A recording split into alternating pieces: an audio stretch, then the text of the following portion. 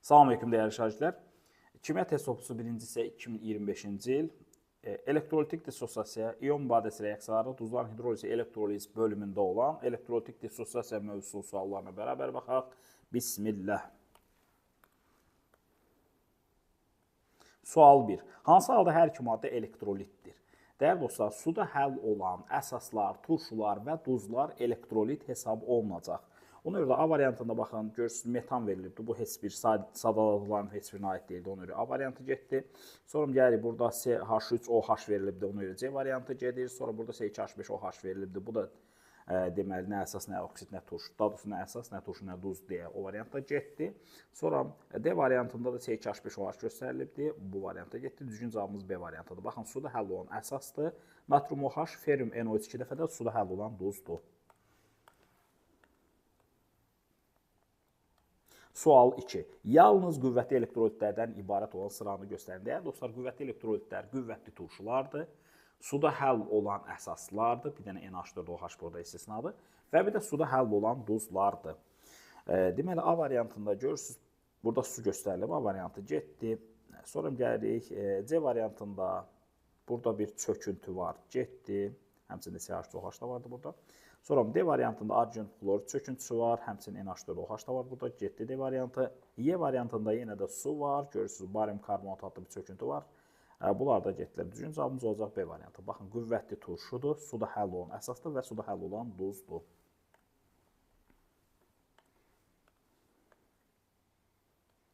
Sual 3. Yalnız zəif elektrolitlərdən ibarət olan sıranı göstərin.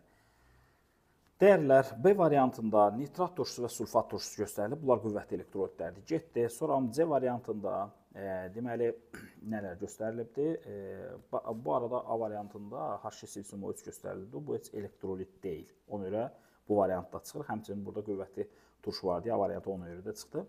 Sonra gəlirik D variantına diqqət edirik. Burada qüvvətli turşu verilibdir. Bu variantı çıxırıq. Sonra Y variantında da nitrat turşusu var. Qüvvətli turşulu bu variantı çıxırıq. Yerdə qalır C variantı.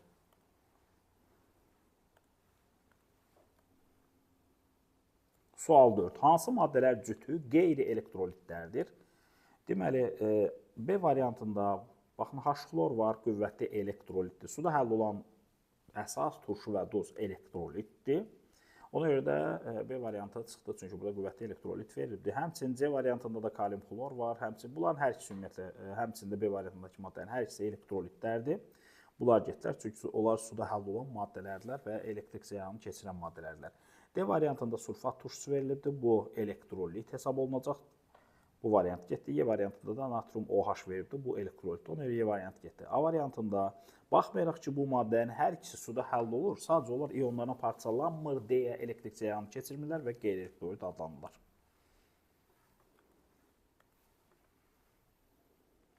Sual 5. Hansı sırada yalnız elektrolitlər verilmişdir? Elektrolitlər nə idi? Suda həll olan turşular, əsaslar və duzlar idi. Təbii ki, NH4OH istisnadır. A variantında gördüyünüz kimi burada oksigen verilibdir. Bu variant getdi. Sonra gəlirik. C variantında azot verilibdir. Bu variant getdi. D variantında deməli, bu gördüyünüz maddə var. Suda həll olur, amma elektrik ziyanını keçirmir deyə D variantı getdi. Y variantında da həmçinin həm bu çöküntü var, polimer klorid, həm də C2H5OH maddəsi var ki, bunlar heç biri deməli, elektrik ziyanını keçirmirlər.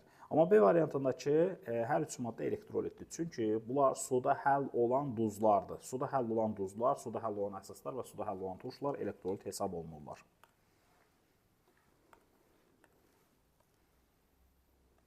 Sual 6. Hansı elektrolit dissosiasiya zamanı xlorid ionu əmələ gətirmir?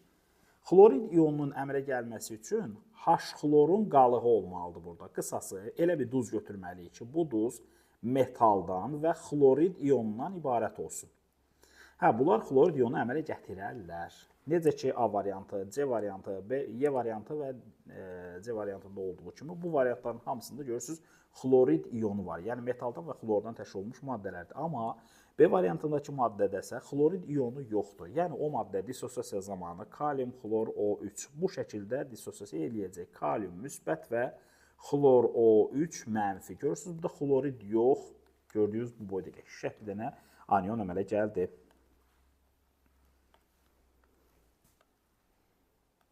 Sual 7. Hansı maddə dissosiasiya zamanı manqan 2 müsbət ionu əmələ gətirir? Deməli, bu ionun əmələ gəlməsi üçün nə olmalıdır?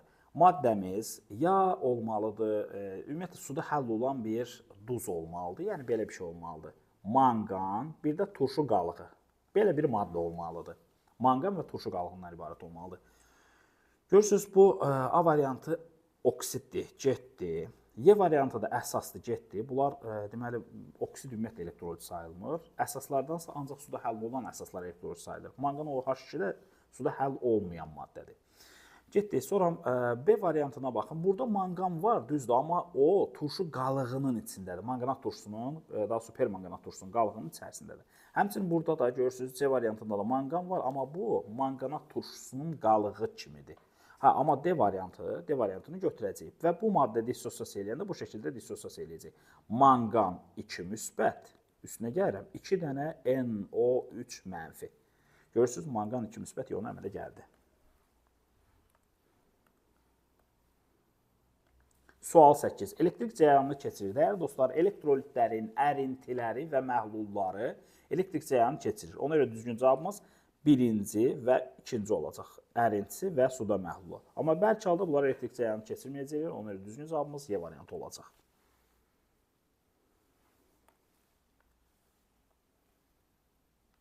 Sual 9. Cihazda hansı maddələr olduqda lampanın közərməsi baş verməz? Közərməsi baş verməz nə deməkdir? Yəni, bu elektrik cərəyanını keçirmir bu məhlul. O anlamda gəlir. Dəyərli dostlar, ərinti də elektrik cərəyanını keçirir, məhlul da elektrik cərəyanını keçirirdi.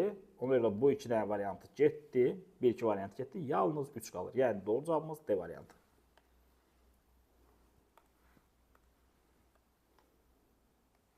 Sual 10. Ortofosfat ionunu göstərin. Ortofosfat turşusu, baxın, bu maddədir. H3PO4 və bunun qalığı da PO4 qalığıdır. PO4 3 mənfi. Və bu qalıq da ortofosfat ionu adlanır. Düzgün cavabımız olacaq B variantı.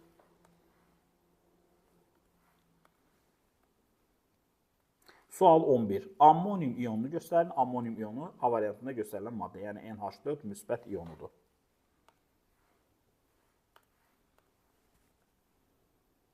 Sual 12. Sulfat ionunu göstərin. Sulfat turşusu, baxın, bu maddədir. H2SO4. Sulfat ionusa SO4 2 mənfi ionudur. Görürsünüz, yəni 2 dənə hidrogen çıxdığına görə 2 mənfi oldu. Düzgün cavabımız olacaq B variantı.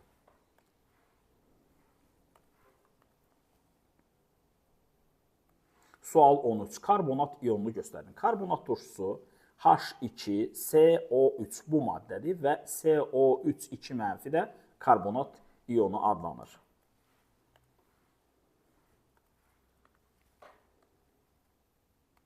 Sual 14. Hansı halda natrium xlordakı ionların yükü doğrudur? Natrium xlor, dəyərli dostlar, ümumiyyətlə, əgər metalla qeyri-metal birləşibsə, metal maksimum oksidaşma dərəcəsində, qeyri-metalsa minimum oksidaşma dərəcəsində olacaq. Yəni, indi natriumla xlorda da natrium müsbət, xlor mənfi olacaq. Yəni, əgər biz bunu dissosiasiya eləsək, natrium müsbət və xlor mənfi kimi ionlar alacaq. Yəni, düzgün cavabımız nə olacaq? Y variantı.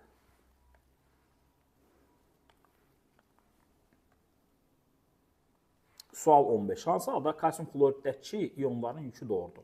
Kalsium xloriddə, kalsium metal, xlor qeyri-metaldır. Metallar özünün maksimum oksidaşma dərəcəsini göstərir, qeyri-metallar isə minimum oksidaşma dərəcəsini göstərir. Kalsium 2A qrupunun elementidir və elementin maksimum oksidaşma dərəcəsi də onun yerləşdiyi qrupun nömrəsinə bərabər olur. Ona görə bu olacaq müsbət 2 yüklü.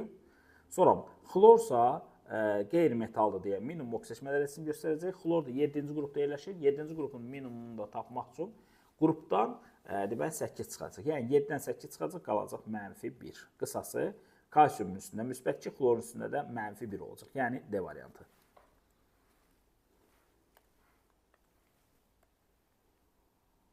Sual 16. Yalnız katyonlardan ibarət olan sıranı göstərir. Dəyərli dostlar, katyonlar müsbət yüklü ionlardır.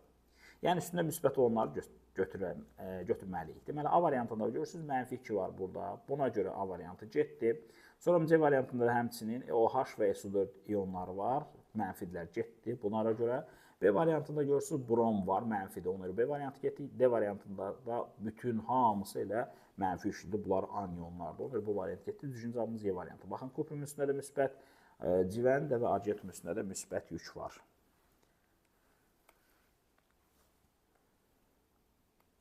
Sual 17. Yalnız anyonlardan ibarət olan sıranı göstərin. Anyonlar mənfi yüklü iyonlardır. Yəni üstündə mənfi olan şeyləri götürəcəyik. Ona görə düzgün cavabımız D variantıdır.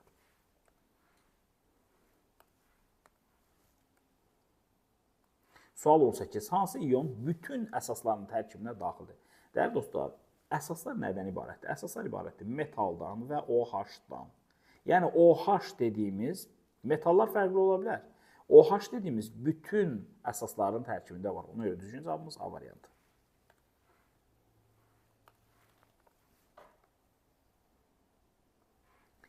Sual 19. Xörək duzunun elektrolitik dissosiasiya tənliyi, yəni aşağıda çağırdım, hansıdır? Dəyərli dostlar, xörək duzu natrium xloriddir. Natrium xloridi ilə dissosiasiya eləyəndə natrium metaldır, natrium olacaq müsbət, xlor olacaq mənfi. Ona görə düzgün cavabımız olacaq hansı Y variantı.